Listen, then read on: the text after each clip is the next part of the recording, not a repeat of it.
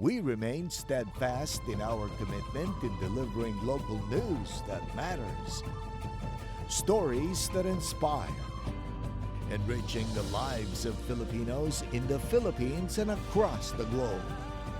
This is your GMA Regional TV. Buong puso para sa Pilipino. Ito ang inyong Regional TV News. Magandang araw, ito ang inyong Regional TV News. Hatid namin ang mga pinakamalaki at pinakahuling balita. Mula sa Luzon, ako po si Chris Zuniga. Mula rito sa Visayas, ako po si Cecil Kibod Castro. At mula naman dito sa Mindanao, ako po si Sara Hilomen Velasco. Mga kapuso, ilang magsasaka sa Atok, Benguet maaga nang nag-harvest ng kanilang mga tanim na gulay para maiwasan ang matinding epekto ng andap o frost. Ang detalye, ihahatid live ni Russell Simorio ng GMA Regional TV 1 North Central Luzon. Russell? Chris, kung pabor sa mga turista na umakyat rito sa lalawigan ng Benguet, ito nga ang malamig na panahon, kalbaryo naman ito para sa mga magsasaka, lalo na rito sa bayan ng Atok kung saan muling naranasan ang pagtama ng frost o andap sa mga taniman ng gulay. Nakangangatog na lamig ang gumising sa mga taga-barangay Paway rito sa Atok, Benguet. Kita sa mga kuhang larawan ni PJ Height na isang local farmer sa Atok na binalot na ng yelo ang ilang dahon ng mga pananim na gulay mula pa noong mga nakaraang araw. Ilan sa mga ito ay repolyo at Chinese cabbage. Bunso dito ng pagbaba ng temperatura na dulot ng amihan season. Pangamba ng mga magsasaka na masirang kanilang pananim, nahahantong sa kakaunting ani dahil sa pagtama ng frost. Sa pag-iikot naman natin sa mga taniman ng gulay dito nga sa Barangay Paway, napansin natin na malamig na tubig o hamog lang yung bumalot sa mga tanim. Sabi ng mga magsasaka, malaking bagay raw yung paglakas ng hangin para hindi tuluyang maging yelo ang mga ito. Bago pa lumala ang epekto ng frost, nakita natin nagsagawa na ng harvest sa mga magsasaka. Naabutan natin kanina ang mga magsasaka na nag-harvest ng mga tanim na repolyo sa 4,000 square meters na pananim nila. Ibibiyahin nila ang mga repolyo sa vegetable trading post sa La Trinidad, Benguet. Gayunman, nagsasagawa na rin ng monitoring ang Department of Agriculture Cordillera sa mga tanimang apektado nga ng andap. Inaalam na ang halaga ng pinsala.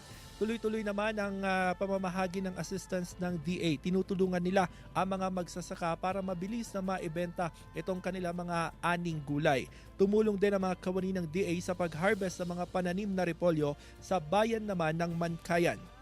Chris, sa tala ng Department of Agriculture Cordillera, nasa 40,000 kilos na ng mga gulay ang naibenta sa mga institutional buyers sa labas nga ng rehiyon. Sabi naman ng DA nang makausap natin, walang problema sa supply ng gulay. Actually, maraming gulay ngayon, yung mga highland vegetable, dahil tuloy-tuloy ang harvest sa mga magsasaka. Sa katunayan, bumaba rin ang presyuhan ng gulay sa may vegetable trading post sa La Trinidad, Benguet, kung saan dyan dinadagsa ng mga vegetable trader. Pero nananatiling malaking bagay naman para sa mga magsasaka dito sa Atok na nasa 15 pesos per kilo yung buying price ng repolyo, dahil kahit papaano meron silang kita, lalo't napakalaki raw ng kanilang gasto sa 4 na buwan na pagtatanim ng repolyo. At yan muna ang latest mula rito sa Atok, Benguet. Balik sa iyo, Chris. Maraming salamat, Russell Simorio ng GMA Regional TV 1 North Central Luzon.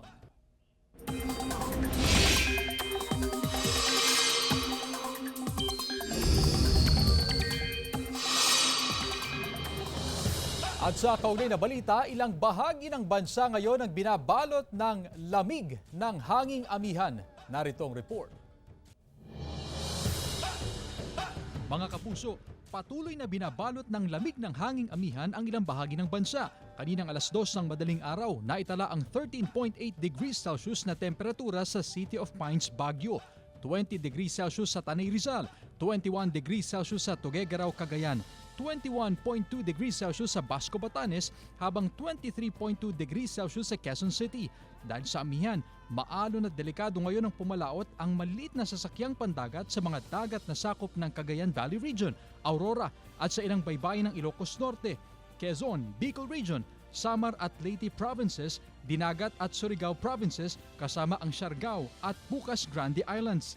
Ayon sa Pag-asa, apektado ng amihan ang Luzon at Visayas. Shearline naman ang umiiral sa northern at eastern section ng Mindanao. Maulang panahon ang mararanasan ngayong araw sa Mindanao base sa rainfall forecast ng Metro Weather. Posible ang heavy to intense rain sa ilang lugar na maaaring magdulot ng baha o landslide. Mas makakaasa naman sa maayos na panahon ang malaking bahagi ng Luzon at Visayas, pero may mga lugar na posibleng ulanin.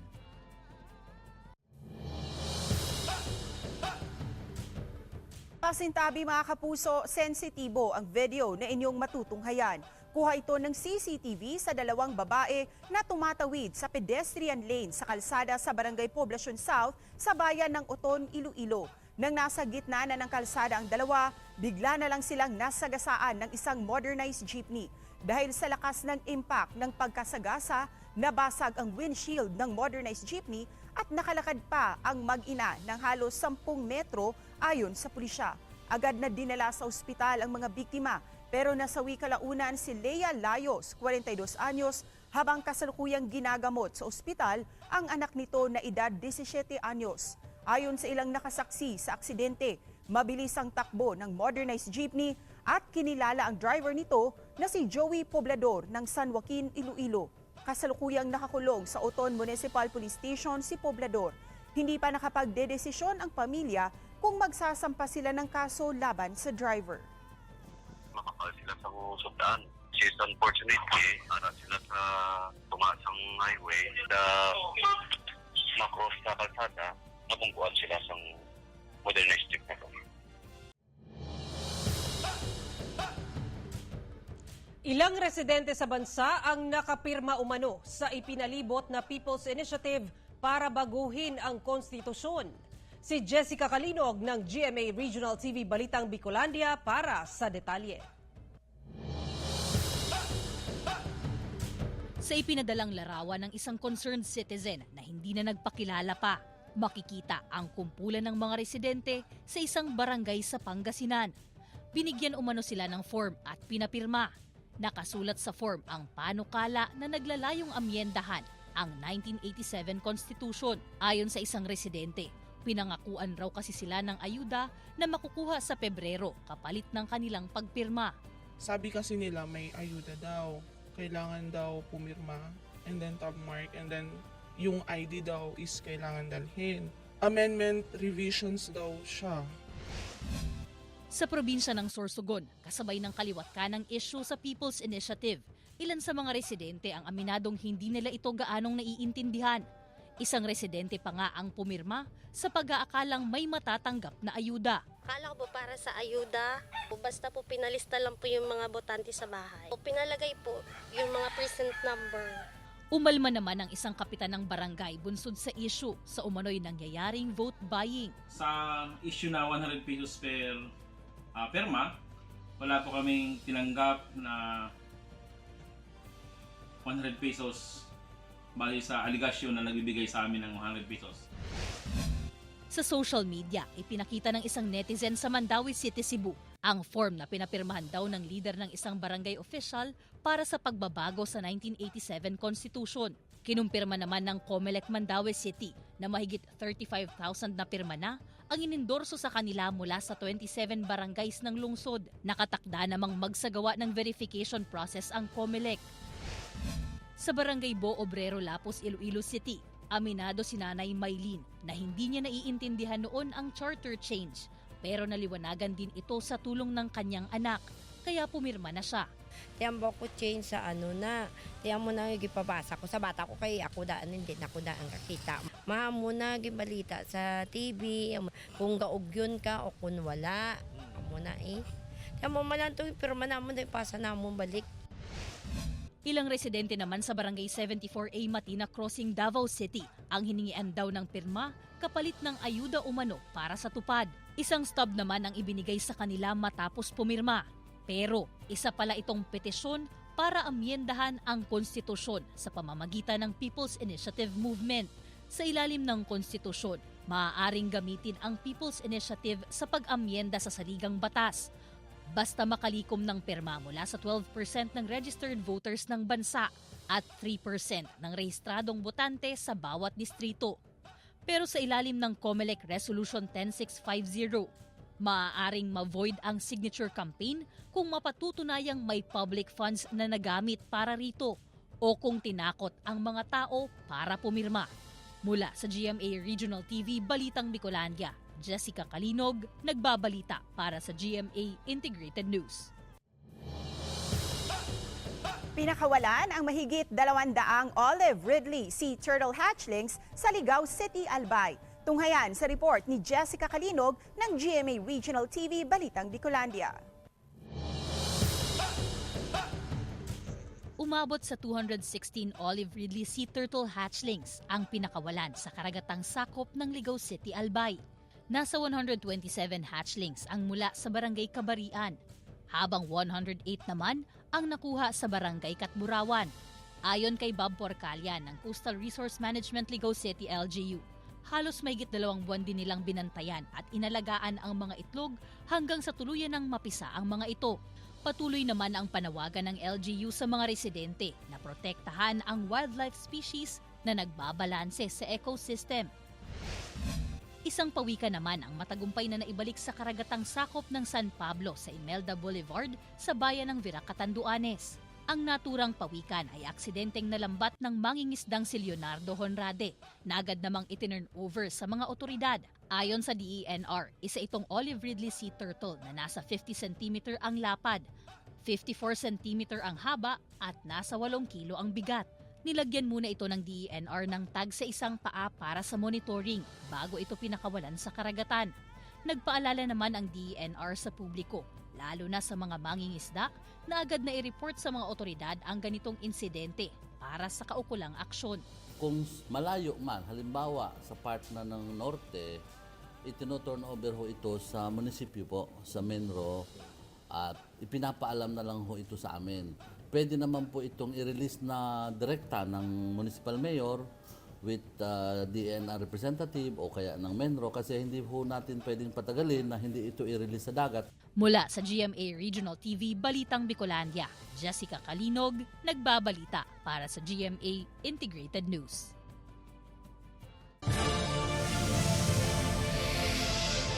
Ito ang inyong Regional TV News.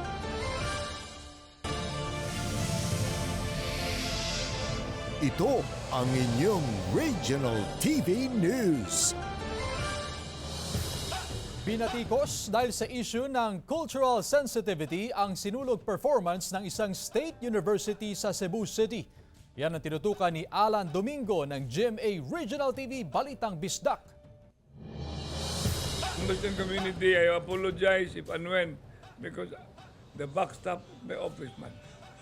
Pero you know, there are also people below. Learn na sa learn. Ay natuos ba ninyo? Ay sensitivity mo ko na. Ito ang paghingi ng tawa ng alkalde sa Cebu na siyang overall chairman ng Sinulog Foundation Incorporated. Inako niya ang pagkakamaling nagawa ng performers mula sa Cebu Technological University na lumahok sa opening salvo ng cultural activities noong Biyernes, January 12. Suot ng dancer ang kanilang Muslim-inspired attire na sumayaw ng sinulog bilang pagpupugay sa Batang Jesus. Sa phone interview, inilarawan ng direktor ng National Commission for Muslim Filipinos, Unaw Sisbalt, na isang misrepresentation sa Muslim community ang pagsayaw ng CTU contingent suot ang Muslim attire. Subalit tanggap naman nila ang paliwanag ng university at paghingi ng tawad ng alkalde. Dagdag ng opisyal na tinawagan siya ng isang opisyal ng CTU para personal na humingi ng paumanhin. Appreciate yung statement ng ating mahal na mayor, Mayor Rama, or sa kanyang gininto ang concert sa ating mga kapatiran mga Muslim. Sa official statement, inamin ng CTU na hindi akma ang kanilang pagsuot ng Muslim-inspired costume. Mula sa GMA Regional TV Balitang Bisdak, Alan Domingo nagbabalita para sa GMA Integrated News. Kanya-kanyang labasan ang ilang residente kahapon nang sumiklab ang sunog sa isang bahagi ng residential area sa Barangay Yulo, Arevalo, Iloilo City. 5 kabahayan ang totally gutted at isa ang partially damaged sa sunog ayon sa BFP Iloilo City. Unang nasunog ang bahay ng pamilya Blanco at mabilis na kumalat ang apoy sa mga katabing bahay kaya walang naisalbang gamit ang mga nasunugang pamilya. Ayon sa Bureau of Fire Protection, umabot sa 1.7 million pesos ang danyos na iniwan ng sunog. Napabayaang niluluto ang tinitingnang pinagmulan ng apoy ayon sa mga nasunugan. Nagpapatuloy pa ang investigasyon ng BFP. Tapos siya luto, na sinaran niya sang tinigang, ang ano ya, hindi nagwa sa pagwa ya, yun nagbutang sa sang iyang ginluto, pagbalik yan, nagkarab-karab na. Nagwala ang dating Vice Mayor ng San Fernando sa Camarines Sur dahil umano sa hindi pagkakaintindihan at pikunan online. Ang insidente nakuhanan ng video. Ang detalye sa report ni Chris Novelo ng GMA Regional TV Balitang Bicolandia.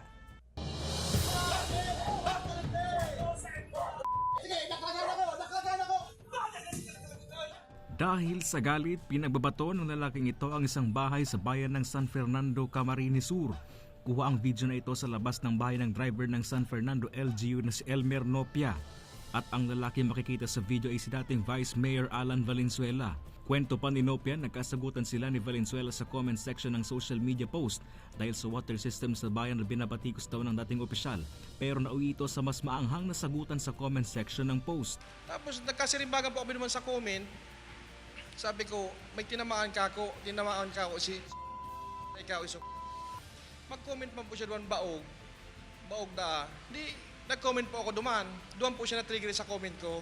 Manungod sa pambabatikan ko, ako po ito, ako po ito. Pero sir, mayong rason na ang sarong tao naman susugod ang sarong lugar, mandadaklagan ka paningga po, manghahamong ka pa duman, na mayong rason. Ano po ang rason? Ang rason, sir, dahil binastos niya po ang agum ko. Okay lang po na basusunin ako dahil politiko ako. Wala namang nasaktan sa insidente maliban sa TV round ni Nopia na nasira matapos tamaan ng bato na inihagis ng dating opisyal. Nakarating na sa kapulisan ng insidente at matagal na ron na may hindi pagkakaintindihan ang dalawa. Desidido naman ang dalawa na magsampa ng kaso laban sa isa't isa. Samantala, pinadala na rin ng SOMO ng Barangay Bonifacio ang mga ito. Ngunyan, si Vice Alan perma siya, na-receive niya. Ngunyan, pag-abot din kay Elmer na Nopia, nag-request po siya. Mula sa GMA Regional TV Balitang Bicolandia, Chris Novelo, nagbabalita para sa GMA Integrated News. Ramdam na raw ng ilang magsasaka sa Batangas ang epekto ng El Nino sa kanilang mga pananim. Ang detalye sa report ni Paul Hernandez ng GMA Regional TV, Balitang Southern Tagalog. Nakapag-harvest pa ng mga panindang kamatis ang magsasakang Sinilo sa Barangay Malainin, Ibaan, Batangas. Malaking bagay dahil kung aabutan pa raw ng matinding init, baka masira ang mga bunga. Ang ilang pananim kasi apektado na ng init na nararanasan. Nanunuyo na ang mga dahon. Nababahala na si Mang Nilo sa patindi ng patindi pang init. Hindi sa hitsura ng pananim, hindi naman siya nasariwa, parang lalong natutuyo galing ng init. Sa darang ng matinding init, natutuyo na rin ang mga lupa. May pinagkukuhanan pa raw sila ng tubig sa ngayon. Pero hindi tiyak kung masasapatan ang nasa 6 na ektaryang natutuyong lupa. Ang pag-asa na lang daw nila ay ulan. Hindi naman kami pwedeng tumanim ng tuyo. But tatanim ka ng tuyo, tatanim ka ng mga Marso. Tapos ay ulan ng mga Mayo-Hunyo. Wala na rin ang pananim. Kahit diligin, wala na yun. At habang wala pa ang tag-ulan, sa deep well o poso rin muna nakikinabang ang mga magsasaka. Unang sinabi ng Pag-asa na sa buwan ng Marso, Abril at Mayo ang tinitingnang warmest months. Ayon sa Provincial Agriculture Office ng Batangas, dry spell ang nararanasan sa lalawigan. Ilang buwan na raw kasing hindi inuulan ng Kalakhang, Batangas. Talaga magkakaroon ng pagkatuyo. Hindi naman siya nasa kategory talaga na drought kung tawagin. Alam daw nila ang iniinda ng mga magsasaka. Higit 20 million pesos ang pondo nila para tumugon sa mga apektadong magsasaka. Katuwang daw nila ang DSWD para sa Cash for Work program. Paggagawa mo ng mini dam o paghakot ng tubig, kung saan ang magandang source, pag-identify, pag-iipon, yan yung mga activities na kinakailangan nilang gawin. May handa na ring ayuda ang pamahalaang panlalawigan sa mga lubos na masasapul ng El Nino. Bukas ang tanggapan para tumugon sa problema ng mga magsasaka. Mula sa GMA Regional TV Balitang Southern Tagalog, Paul Hernandez nagbabalita para sa GMA Integrated News. Paggawa ng gamit o seaweed na kabuhayan ng mga taga Burgos, Ilocos Norte, alamin sa report ni Gab De Luna ng GMA Regional TV 1 North Central Luzon. Nagtataas ang alon at malakas na hangin ang ilan sa mga peligrong posibleng kaharapin ng mga mangingisda bago makuha ang red seaweed na ginagamit sa paggawa ng gamit sa Burgos, Ilocos Norte. Alas 3 ng madaling araw pa lang, nasa dagat na ang mga mangingisda. Hindi para manghuli ng isda, kundi upang manguha ng seaweeds. Ang isang pirasong maitim na parang papel, black gold kung tawagin, dahil sa mahal ng presyo nito na nasa 1,200 pesos ang kada piraso. Seasonal lang ang pagkakaroon ng gamit, kaya tinatawag nila. Ito pa yung tinatawag nilang black gold kasi mahirap talagang kunin namin sa pang-araw-araw, tsaka pang-allowance, pang-supusup namin sa pangangailangan namin. Ibinibilad pa ito sa araw ilang oras bago ibenta. Hinahalos sa iba't ibang putahe tulad ng sinigang, empanada at sushi. Buwis buhay man ang pagkuha ng gamit. Ayon sa Tourism Office, isa ito sa may pinagmamalaking kabuhayan ng mga Burgosenyo. Paggagamit is one of their parang livelihood po ng mga Burgosenyos dito. Sineselebrate po nila yung mga gamit festival po. Napro-promote po yung gamit pag sineselebrate. Mula sa GMA Regional TV 1 North Central Luzon, Gab De Luna, nagbabalita para sa GMA Integrated News.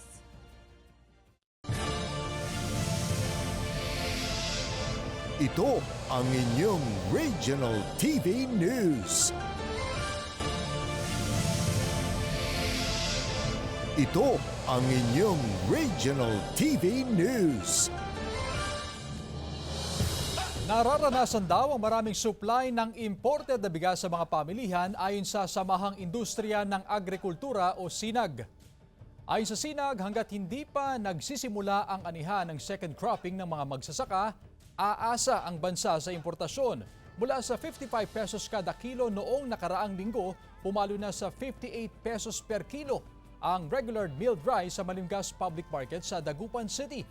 Nasa 60 pesos naman ang kada kilo ng first class na bigas. Magtatagal umano ang mataas na presyo ng bigas hanggang Marso. Mas majority yung import. Next natin, tataas pa yan dahil yung imported mahal. Ang kasi ang Vietnam tsaka Thailand, ang retail price din sa bansa nila ng bigas umaabot ng 52 to 60 pesos.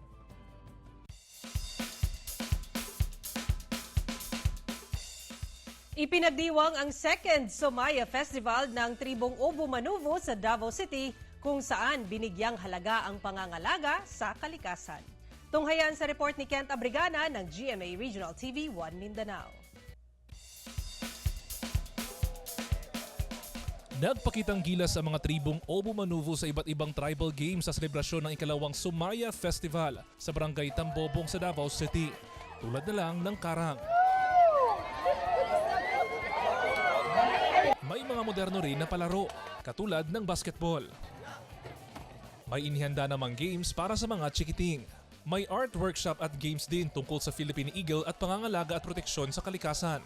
Sa isang game, kailangang mahulaan ng mga bata habang suot ang kanilang Philippine Eagle costume, ang kadalasang kinakain ng mga Philippine Eagle.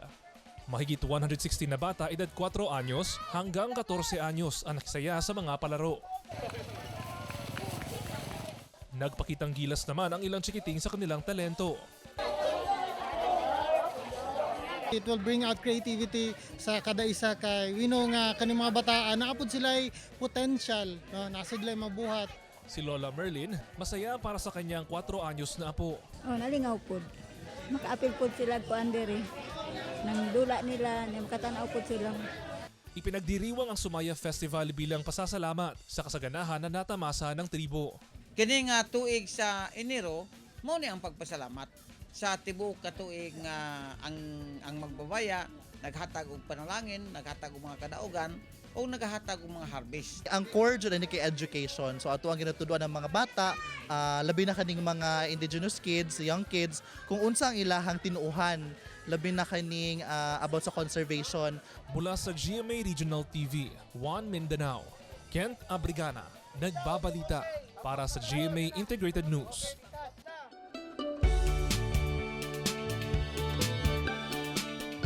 Mangrove Eco Park sa Bato, Catanduanes, ating dayuhin sa ulat ni Chris Novelo ng GMA Regional TV Balitang Bicolandia.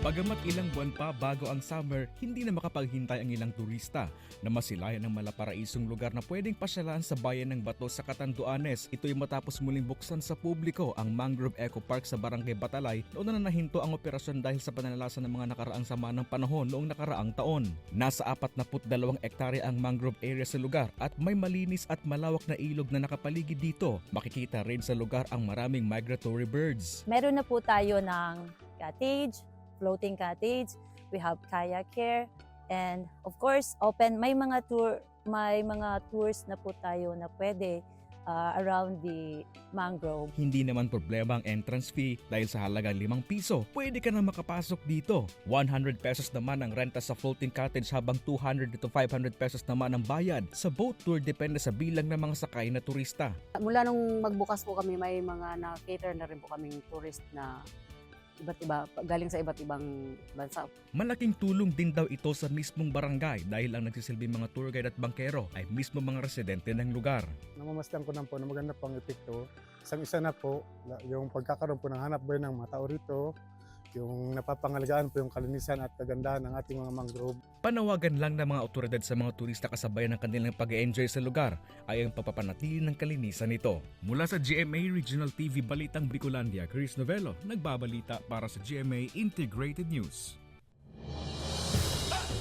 Samantala, mapapanood niyo po ang episode na ito sa official website ng GMA Regional TV, www.gmaregionaltv.com. Pwede rin kayong bumisita sa aming official YouTube channel, GMA Regional TV, at i-click ang subscribe button para sa pinakamainit na balita mula sa mga rehiyon.